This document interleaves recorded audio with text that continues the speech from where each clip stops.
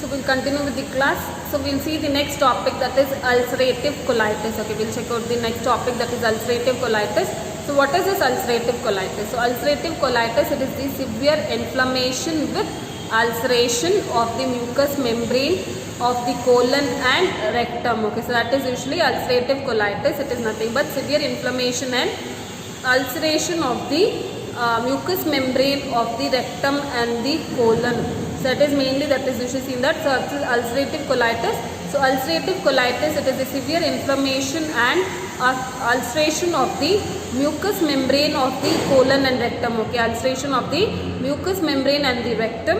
So that is usually about this ulcerative colitis. So in case of this ulcerative colitis, it mainly affects the lower section, that is sigmoid colon and rectum. So in this ulcerative colitis, it mainly affects the lower segment, that is sigmoid colon and rectum. So the disease can affect any age. Okay, the disease can affect any age, but it usually begins in childhood and continues in adolescent, and that is usually manifested by recurrent bloody diarrhea. Okay, it is mainly manifested by recurrent bloody diarrhea. So what is ulcerative colitis? So ulcerative colitis is nothing but inflammation and ulceration of the mucous membrane of the rectum and colon. So that is mainly what is ulcerative colitis. So ulcerative colitis is the severe inflammation and ulceration of the mucous membrane of the rectum and colon. So in case of this ulcerative colitis, so normally what is happening, so it usually affects the lower segment, that is sigmoid colon and rectum. Okay, so normally it affects the lower segment that is sigmoid colon and rectum. So the disease can affect any age. Okay, the disease can affect any age, but it usually begins in the childhood and adolescent. It usually begins in the childhood and adolescent. So that is usually about this ulcerative colitis. Understood? So what is ulcerative colitis? So ulcerative colitis, it is usually severe inflammation and ulceration of the mucous membrane of the rectum and colon. So this can occur in any age, but usually begins in childhood and adolescent. So that is the definition of that is usually the definition of ulcerative colitis. So next is causes. So the main cause for this ulcerative colitis, it is unknown. Okay, the main cause for this ulcerative colitis, it is unknown. It is believed that it can be due to immune system overreacting to the normal bacteria. Okay, immune system overreacting to the normal bacteria in the digestive tract. So normally what is that? So this can be like this. In this, usually what is that? Mainly the exact cause, it is unknown. Okay, the exact cause, it is unknown, but it is believed that it can be due to immune system reaction. Okay, it can be due to immune system reacting to the normal bacteria which is present in the GI tract. So understood what is ulcerative colitis? So ulcerative colitis, it is a severe inflammation with ulceration of the mucous membrane of the rectum and the colon, and this usually affects the lower segment, that is sigmoid colon and the rectum. So normally in this it can occur in any age, but usually it begins in the childhood and adolescent period. So that is usually about this. So causes, it is the main cause, it is unknown, but it's believed that it can be due to immune system. It can be believed that it may be due to immune system reacting to the normal bacteria in the GI tract. So that is usually there. So we'll see what are the symptoms that is usually present in this ulcerative colitis. The symptom that is usually present in this ulcerative colitis, it is usually seen that it might be with high fever, prostration, as well as bloody diarrhea. So it usually begins with fever, prostration and bloody diarrhea. So prostration, I have told you in the previous classes, it is nothing but extremely weak. Okay, it is nothing but extremely weak. So the symptoms usually begins with high fever, prostration, as well as bloody diarrhea. And then they will be having pain in the abdomen, cramp will be there. Okay, they will be having pain in the abdomen, and also they will be having abdominal cramp. Okay, they will also have the abdominal cramp. And in case of diarrhea, the diarrhea will be so severe that the child may pass stools 10 to 12 times a day. Okay, the diarrhea will be so severe that they might pass stool 10 to 12 times a day. Along with that, joint pain will be there, and also hemolytic anemia will be there. Along with this, joint pain will be there as well as hemolytic anemia will be present. So these are usually the symptoms that is usually seen in case of thing. And then they will be having weight loss, irritated, they get irritated. Growth retardation can also be seen. Okay, in severe cases, growth retardation can also be seen. So this is usually about the symptoms of this ulcerative colitis. So what are the symptoms of ulcerative colitis? So symptoms of ulcerative colitis, it is mainly, it includes that they will be having diarrhea, bloody diarrhea, fever, as well as prostration. Then they will be having pain in the abdomen, abdominal cramp will be there. Next, in severe cases, we can see that the child might develop hemolytic anemia or joint pain. And then in the other cases, in severe cases, what the other symptoms that they can develop it is, they will be having growth retardation as well as irritation and weight loss. Like irritation and weight loss. So these are usually symptoms of this ulcerative colitis. So next is diagnostic test. So diagnostic evaluation that we go is that we have to collect history. Complete history should be collected. Physical examination should be done. Then stool examination should be done for blood infection as well as presence of white blood cells. Okay, so that is we have to go with stool examination. The stool examination, it is mainly done to check the presence of blood, infection or presence of white blood cells. Then we go with sigmoidoscopy or colonoscopy. Then proctoscopy can be done as well as barium enema. So that is the diagnostic test that we go with is mainly detailed history as well as physical examination should be done. Then we go with stool examination for the presence to check the presence of blood, infection as well as WBC cells. Then we go with sigmoidoscopy, proctoscopy, colonoscopy as well as barium enema. So this is the diagnostic test that usually we go with in this ulcerative colitis. So next is management. So what are the management that we go? Management mainly we go with giving them steroid therapy. Okay, management mainly go with doing this steroid therapy. This is given mainly to reduce the inflammation. Okay, this is done mainly to reduce the inflammation. So that is prednisolone. It is given prednisolone. It is mainly given to reduce the inflammation. Then we go with giving other medications to improve body's immune response. Okay, to improve body's immune response.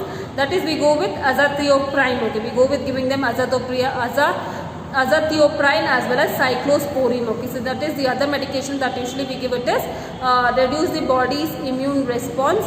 That mainly it includes azathioprine as well as cyclosporine.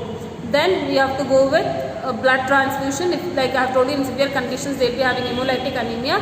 So therefore blood transfusion should be done if there is anemia.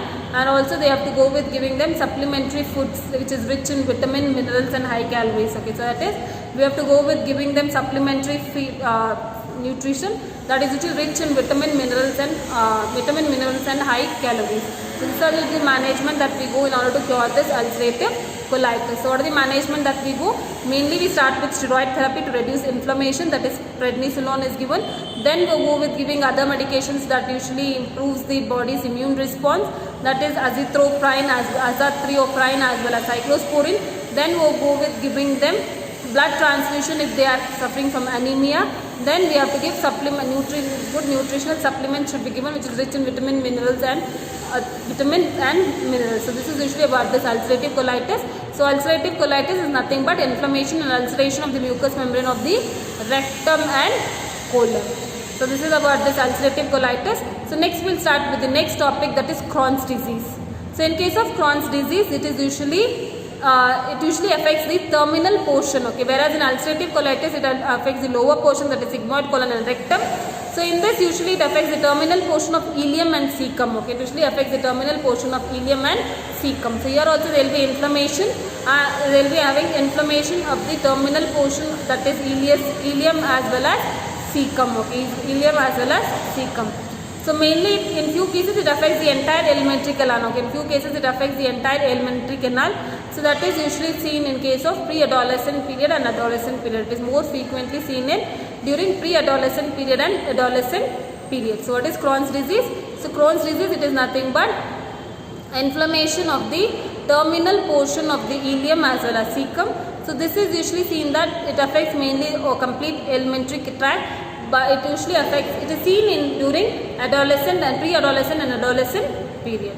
So we'll see about what are the causes. The causes, it is unknown. Okay, why this inflammation is occurring, that is only unknown. So understood what is Crohn's disease? It is inflammation of the terminal portion of the ileum and the cecum. So the cause, it is unknown. So still it has not been found why exactly it is occurring. So next is symptoms. So symptoms, it usually includes, like it is divided into two. It is in chronic cases and in acute case. Okay, symptom is usually divided into two. That is in chronic case and in acute case. Okay, symptoms are usually divided into, that is in chronic as well as in acute case. So in acute case, what are the things that they get is they will be having pain, fever and diarrhea. Okay, so in acute cases they will be having pain, fever and diarrhea. So next is in chronic cases. In chronic cases they will be having pain, anorexia will be there, delayed growth will be delayed, fatigue will be there, loss of weight as well as anemia, then clubbing of fingers. So these are usually the symptoms that is seen in the chronic cases. So in acute cases, they will be having abdominal pain and fever and also diarrhea. In case of chronic cases, so they will be having clubbing of fingers, pain, anemia will be developed, loss of weight, fatigue, delayed growth as well as anorexia.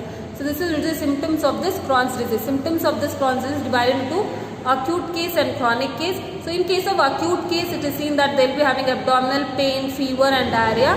Whereas in chronic case, they will be having like clubbing of fingers, anemia, pain, anorexia, then also they will be having delayed growth. So all these are the symptoms of this Crohn's disease. So what are the diagnostic tests that we have to do? So diagnostic test that we go with it is that barium meal study. Okay, that is we go with it is that barium meal study should be done. Barium enema should be done. Then we have to go with rectal mucosal biopsy should be done. Okay, rectal mucosal biopsy should be done. So in case of diagnostic evaluation, we go with barium meal study. Then we go with barium enema, and then rectal mucosal biopsy should be done. Okay, rectal mucosal biopsy will be done. So that is in case of diagnostic evaluation, we go with barium meal study. Okay, we go with barium meal study. Barium enema will be done. Then we have to go with rectal mucosal biopsy has to be done. So this is the diagnostic test that we go in case of Crohn's disease. So next is management. So normally there is no specific treatment for Crohn's disease. Okay, there is no specific treatment for Crohn's disease. Just we go with giving them sulfathiazine, chlocomycetin. Okay, we go with giving them sulfathiazine and chlocomycetin. Okay, we go with giving chlocomycetin. So that is beneficial. Along with that, we go with steroid therapy. This is mainly given to reduce inflammation. And in case of chronic cases, we go with surgical incision of the part of the portion of the bowel. Okay, we go with surgical incision of the part of the portion of the bowel so that they can return to normal and they'll resume their normal activities. So that they can return to normal and they'll resume their normal activities. So in case of this management, there is no specific management. Okay, there is no specific management, but they go with giving them sulfathiazide and chlocomycetin. Steroid therapy will be given to reduce inflammation. Then we go with giving them, in case of chronic cases, they go with surgical incision of the small portion of the bowel so the child can return to normal. So this is usually about this Crohn's disease. So what is this Crohn's disease? So Crohn's disease, it is nothing but inflammation of the lower portion, terminal portion of the ileum and cecum. So this is commonly seen in adolescent and pre-adolescent as well as adolescent period. It generally affects all complete alimentary canal. So it is inflammation of the terminal portion of the ileum and cecum. So this is usually about this Crohn's disease. So we have seen about ulcerative colitis and Crohn's disease. So next is celiac disease. So what is a celiac disease now?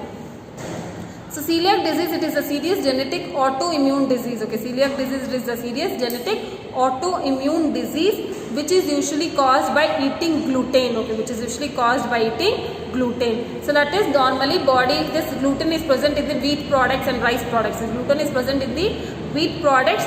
So when they are having this gluten, normally in our body it will be absorbed. Okay, normally in our body it will be absorbed, but in case of if the baby is suffering from celiac disease, gluten will not be absorbed properly. Okay, the wheat products will not be absorbed properly. So that is usually about this is seen in the childhood, but the symptoms usually appears in the adulthood. Okay, seen in the childhood, but the symptoms usually appears in the adulthood. So what is celiac disease? Celiac disease is usually an autoimmune disorder where it is usually they will not be able to absorb gluten. That is the wheat products. What are the wheat? Because this gluten will be present in the wheat products. So the person will not be able to absorb this gluten, and this is usually seen in childhood, but the symptoms is usually seen in adulthood. So what are the causes? The exact cause it is unknown. Okay, the exact cause it is unknown. So that might be due to deficient absorption of fats and carbohydrates. Okay, it might be due to deficient absorption of fat and carbohydrates. So that is usually there. So normally the cause is unknown, but it is believed that it can be due to deficient absorption of fat and carbohydrates. Okay, deficient absorption of fat and carbohydrates. So that is usually seen. So what are the symptoms that is usually seen? Symptoms varies from person to person. Okay, symptoms varies from person to person. Some symptoms, like some people may have mild symptoms and some people will have severe symptoms, or some might not be having any symptoms. Okay, they might be asymptomatic. Okay, they might be asymptomatic. The symptoms it is usually seen is that it varies from person to person. Some show mild or non-specific symptoms. Okay, some show mild and non-specific symptoms, or some may not show any symptoms. What are the symptoms that is usually seen is that they'll be having chronic diarrhea. Okay, they'll be having chronic diarrhea with bulky, pale, offensive stool. Okay, bulky, pale, and offensive stool. They'll be undernourished. The baby will be undernourished. Fatigue. They get easily fatigued. Loss of appetite will be there. Regular stomach pain will be there. Abdominal cramps will be there. Bloating will be there continuously. And also they'll be having severe headache, weight loss. Okay, they'll be having severe headache, weight loss will be there. Iron and vitamin B12 deficiency will be there. Okay, iron, vitamin B12 and folic acid deficiency will be there. Growth will be delayed in children, and also they'll be having signs of malnutrition. Okay, and also they'll be having signs of malnutrition. So that is usually about the symptoms which is seen in the celiac disease. So what are the symptoms that is usually seen? It varies from person to person. Some may have symptoms, some may not have any symptoms. So they'll be having chronic diarrhea with offensive stool, pale stool, and also they'll be having loss of appetite, undernourished, stomach pain will be there, cramp will be there, bloating will be there, tiredness, weight gain, weight loss, signs of malnutrition will be seen, and also they'll be having iron, vitamin B12 and folic acid deficiency. Growth will be delayed in the children who are suffering from celiac disease. Okay, these are usually the symptoms of celiac disease. So what are the diagnostic tests we have to do? Blood test. So in this usually we have to check for blood test. We will be checking for gluten autoantibodies. Okay, blood test it is done. So blood test it is done mainly to check for the presence of gluten autoantibodies. So it is usually that bowel biopsy should be done to see the damage in severe cases. Then we have to go with serological test. This is mainly to check the presence of antibiotics. So that is antibodies. So that is serological test is done to check the antibodies. Then biopsy in case of. So it is mainly a small bowel biopsy I have told you. So that is usually about this diagnostic test that we have to go. Is the diagnostic test we have to go with blood test. So blood test it is mainly done to check out the presence of gluten autoantibodies. So it is done mainly to check out the presence of gluten autoantibodies. Serological test is done to check out the presence of antibodies. Bowel biopsy should be done to know about the exactly the damage for this. So that is usually about the diagnostic test that we usually do. So next is management. So what are the management that we do? So mainly we have to go with bed rest, which is very essential for the baby. Complete bed rest should be done. So that is mainly we have to go with giving them low starch diet, low fat diet. Okay, we have to go with giving them high protein diet, low fat as well as low starch diet should be given. Then usually what happens, meat is usually easily available, but banana and fruit juices can be given. Okay, banana and fruit juices can be given. Meat are usually should be given in the easily digestible form. Okay, it should be given in easy digestible form. Fruit juices and banana they usually digest easily, and that is usually done. Then vitamins should be given as supplementary diet. Calcium should be given in the supplementary diet. So that is usually done. Then vitamin B12 and folic acid should be supplemented. Okay, vitamin B12 and folic acid should be supplemented. Corticosteroid should be given. Okay, corticosteroid should be given. So these are usually given to control the condition. Okay, it is mainly given to control the condition. So these are usually the management that usually we go with in case of celiac disease. So what are the management that we go with in the celiac disease? It is mainly we have to give them complete bed rest. Then we have to give them high protein diet, low starch and low fat diet should be given. Meat should be given in the easily digestible forms. Juice and banana, fruit juices and banana can be given. And then we have to go with giving them supplementary food which includes many minerals and vitamins. So that has to be given. And then we have to give them vitamin B12 and folic acid should be supplemented. Okay, vitamin B12 and folic acid should be supplemented. Then we have to give with corticosteroids. So this is mainly to reduce the conditions with gluten-free diet. So this is about this management of celiac disease. So in this video we have seen about ulcerative colitis, Crohn's disease and celiac disease. So what is ulcerative colitis? Inflammation and ulceration of the lower segment, that is sigmoid colon and rectum. Whereas Crohn's disease, it is the inflammation of the lower segment, which is inflammation of the terminal portion of the ileum and the cecum.